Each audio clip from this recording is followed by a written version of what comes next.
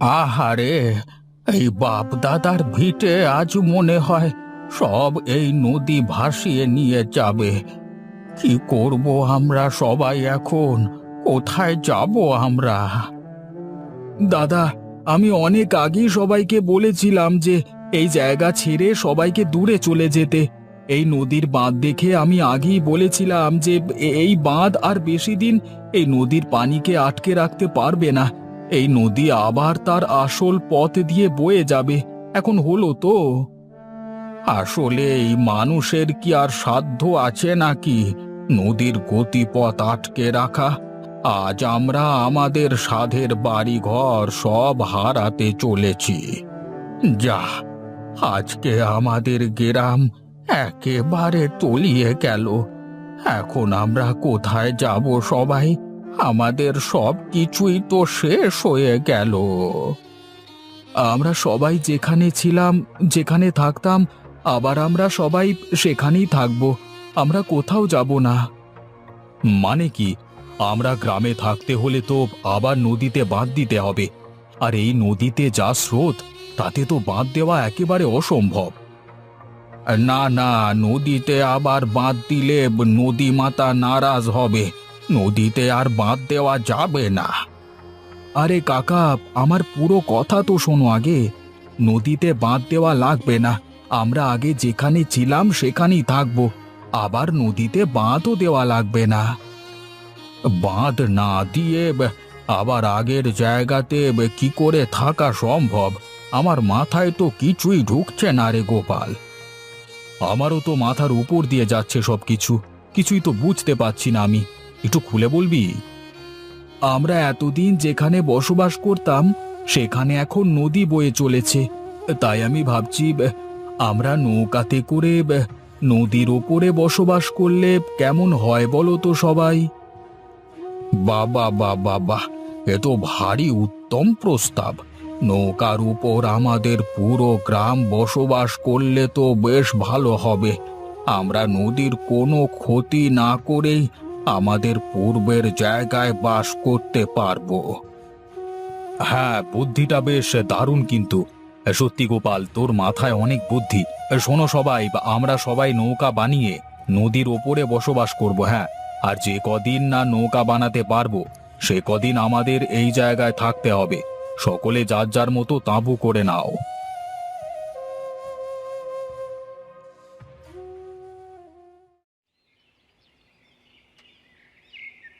তা গনাইদা, তোমার বেচা কেনার কি খবর? ভালোই চলছে তো নাকি? আজকাল দেখছি দোকান খোলো না, বড় লোক হয়ে যাচ্ছ মনে হচ্ছে। হ্যাঁ, হ্যাঁ রে, বেচা কেনা তো ভালোই চলছে। তা তোর দিনকাল কেমন যাচ্ছে? হ্যাঁ দাদা, দিনকাল ভালোই যাচ্ছে। তবে মনটা ভীষণ খারাপ, বুঝলে দাদা। এটা খারাপ কেন? আর বেশ কয়েকদিন তোর বন্ধু দিনেশ আসে না যে? তা দোকানে সব ঠিক আছে তো নাকি? আরে এই তো, হ্যাঁ, বলতে না বলতেই দিনেশ চলে এসেছে। কি রে, তুই এ কদিন কোথায় ছিলি? ফোন করলে ফোনও ধরিস না। কোথায় থাকিস তুই? আমি একা একা বসে বসে বোর হচ্ছি। কি রে, কোনো কথা বলিস না কেন? আর তোকে এত চিন্তিত দেখাচ্ছে কেন? হ্যাঁ, সবকিছু ঠিকঠাক আছে তো নাকি? আসলে আমি একটা বিষয় নিয়ে একটু চিন্তিত। কয়েকদিন ধরে এসব নিয়ে ভাবছি। এই বিষয় নিয়েই তোর সাথে কথা বলতে এলাম। তা কি হয়েছে বল আমাকে। তুই তো জানিস আমিও ইউটিউবিং নিয়ে কতটা সিরিয়াস। সব জমানো পুঁজি ব্লগিং করবার সরঞ্জাম কিনতে ব্যয় করে দিয়েছি। বিভিন্ন জায়গায় গিয়ে ভিডিও বানাচ্ছি, কিন্তু চ্যানেলটার কোনো উন্নতি নেই রে। আমি তো ইউটিউব নিয়ে বেশি একটা কিছু বুঝি না। তবে একটা কথা বলতে পারি যে তোর মতো অনেক ইউটিউবার আছে। তাই সফলতা পেতে হলে তোকে আসলে এমন কিছু করতে হবে যেটা তোকে সবার থেকে আলাদা করবে। হ্যাঁ, হ্যাঁ, মানে তুই জ্ঞান হিসেবে ভাবিস না যেন। হ্যাঁ, আমি বললাম আর কি। তাহলে কি করা যায় বলতো দেখি। এই নিউজ পেপার নাও গো দাদা, সকালবেলায় গরম গরম চায়ের সাথে গরম গরম নিউজ পড়ো।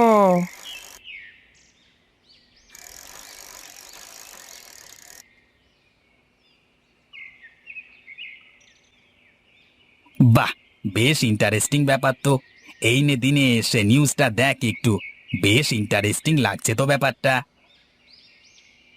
এই নৌকার ওপরে গ্রাম, বাহ, বেশ ইন্টারেস্টিং তো ব্যাপারটা। হ্যাঁ, ব্যাপারটা নিয়ে বেশ তোলপাড় হবে মনে হচ্ছে। তুই একটা কাজ কর, এই ব্যাপারটা নিয়ে একটা ব্লগ তৈরি কর, দেখবি শিওর ভাইরাল হবে। তাহলে চল চল, কাল দুজনেই চাই। হ্যাঁ, একটা ভালো ভিডিও তৈরি করা যাবে, আর ভালো একটা ট্যুরও দেওয়া হয়ে যাবে, কি বলিস? হ্যাঁ হ্যাঁ, তা তো যাওয়াই যায়, আমারও অনেক বোর লাগছে।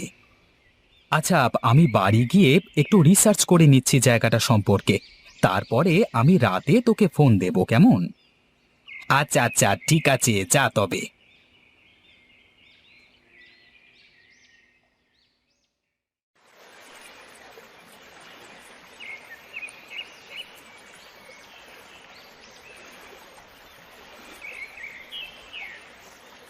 যাক, অবশেষে নদীর আশীর্বাদে আমরা আবার আমাদের পূর্বের স্থানে বসতি করতে সক্ষম হয়েছি।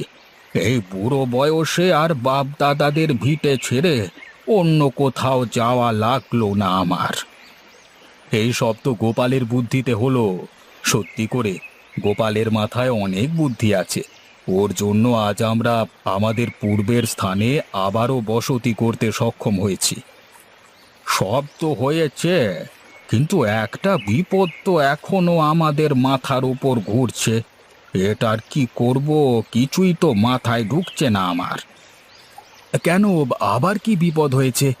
বলো দেখি আমাকে, কোনোভাবে বিপদ থেকে তোমাদের আবার উদ্ধার করতে পারি কিনা দেখি। আমরা যখন জমিনে বাস করতাম, তখন চাষের উপযোগী অনেক জমি ছিল, সেখানে আমরা চাষবাস করে আহার জোগাতাম। এখন তো আর সেই জমি নেই। এখন কি করে আমাদের খাদ্যের ব্যবস্থা করব আমরা? আমার মাথায় একটা খুব ভালো বুদ্ধি আছে। আমাদের মতন এমন গ্রাম আশেপাশের কোথাও নেই। যদি আশেপাশের মানুষজন আমাদের এই গ্রামের কথা জানতে পারে, তাহলে আশপাশ থেকে অনেক লোকজন আসবে আমাদের এই গ্রাম দেখতে। আমরা সেই সুযোগ নিয়ে এখানে বিভিন্ন দ্রব্য সামগ্রী বিক্রি করতে পারবো। তার মানে কি, আমাদের গ্রামটা পর্যটন কেন্দ্রে পরিণত হবে? পর্যটন কেন্দ্র হলে কিন্তু বেশ ভালো হবে। হ্যাঁ, সেটা তো হতেই পারে। এমন গ্রাম তো আর আশেপাশে কোথাও নেই। এখানে আস্তে আস্তে মানুষ আসতে শুরু করলে আমরা এক একজন এক একটা জিনিস তৈরি করে পর্যটকদের কাছে বিক্রি করতে পারবো। হ্যাঁ, আসলেই তাই। পর্যটকদের খাওয়ার জন্য কিন্তু আমরা নদীর ওপর একটা ভাসমান হোটেল করতে পারি, আর হোটেলের আশপাশ দিয়ে ভাসমান নৌকার উপরে ছোটখাটো একটা বাজার করতে পারি। হ্যাঁ হ্যাঁ, তা তো করাই যায়। আর পর্যটকদের নৌকায় করে ঘুরিয়ে তাদের কাছ থেকে টাকা নেওয়া যাবে। এভাবে এক একজন এক এক কাজ করলে আমাদের আর কোনো অভাব থাকবে না। আচ্ছা, ঠিক আছে ঠিক আছে, তাহলে আর বেশি দেরি না করে চলো, তাড়াতাড়ি সবাই মিলে কাজে লেগে পড়ি। হ্যাঁ হ্যাঁ, চলো চলো, সবাই চলো তাড়াতাড়ি।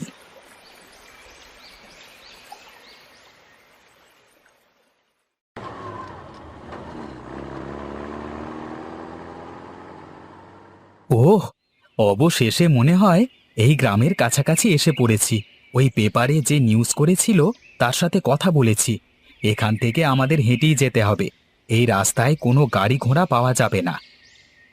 বেশ বেশ, চলো তবে, দাঁড়িয়ে না থেকে হাঁটতে শুরু করি আমরা।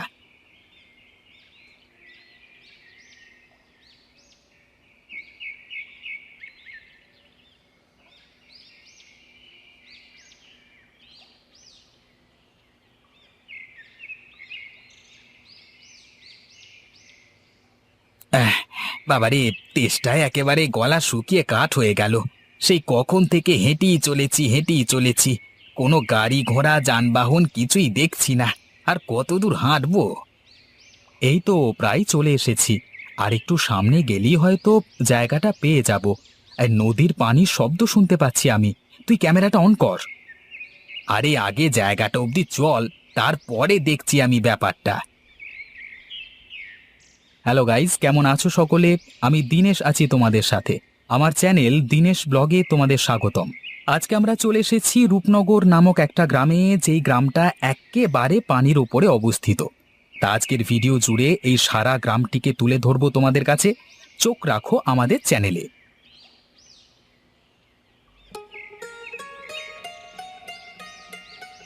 এই যে ভাই, আপনারা কি শহর থেকে এসেছেন নাকি? আসুন আসুন, আমরা গ্রামটা আপনাদের ঘুরে দেখাই। গাইজ, আমরা ইতিমধ্যে এখানকার দুটো ভাইকে পেয়ে গেছি। এখন আমরা তাদের সাথে পুরো গ্রামটা ঘুরে দেখব।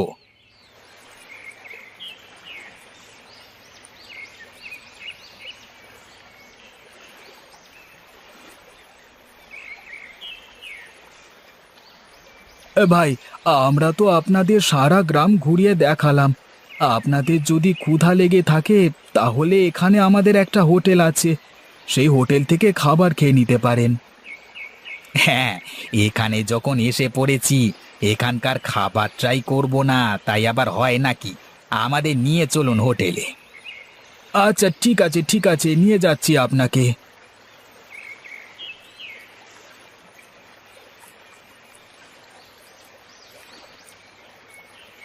আপনার কত টাকা হয়েছে? কত দেব আপনাকে আমাদের এই গ্রামটা ঘুরিয়ে দেখানোর জন্য? আপনারা আমাদের অতিথি, আমরা কি আপনাদের কাছ থেকে টাকা চেয়ে নিই বলুন? আপনারা যেটা ভালো মনে হয় সেটাই দিন। এই নিন, এটা রাখুন। আর আমাদের আবার পাড়ে নামিয়ে দিয়ে আসবেন, কেমন? আচ্ছা আচ্ছা, ঠিক আছে ঠিক আছে। এই নবীন, দেখ দেখ, ভিডিওর ভিউজ কেমন বেরিয়ে চলেছে। মাত্র ভিডিওটা বানালাম, এর মধ্যেই মিলিয়ন ক্রস করে গেছে ভিডিওটা, দেখ। কি তোকে বলেছিলাম না, এই কন্টেন্টটা নিয়ে ভিডিও করলে অনেক ভিউজ হবে। হ্যাঁ, তাই তো দেখছি রে।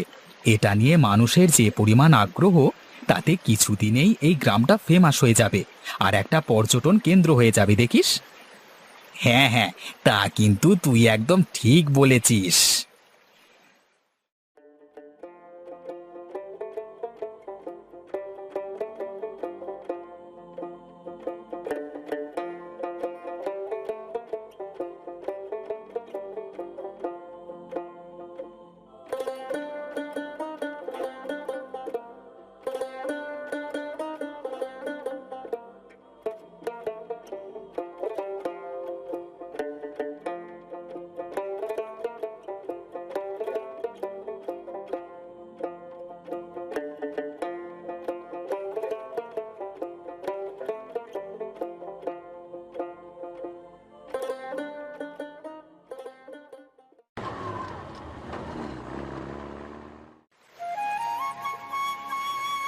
হ্যাঁ, দেখেছো দাদা, এর জন্যই বলে বিধাতা যা করে ভালোর জন্যই করে। যখন আমরা নদীতে বাঁধ দিয়ে এখানে বসবাস করতাম, তখন আমাদের কেউ চিনতো না, আর এখন পুরো দেশের লোক আমাদের গ্রাম সম্পর্কে জানে। হ্যাঁ হ্যাঁ, বিধাতা যা করেন মঙ্গলের জন্যই করেন।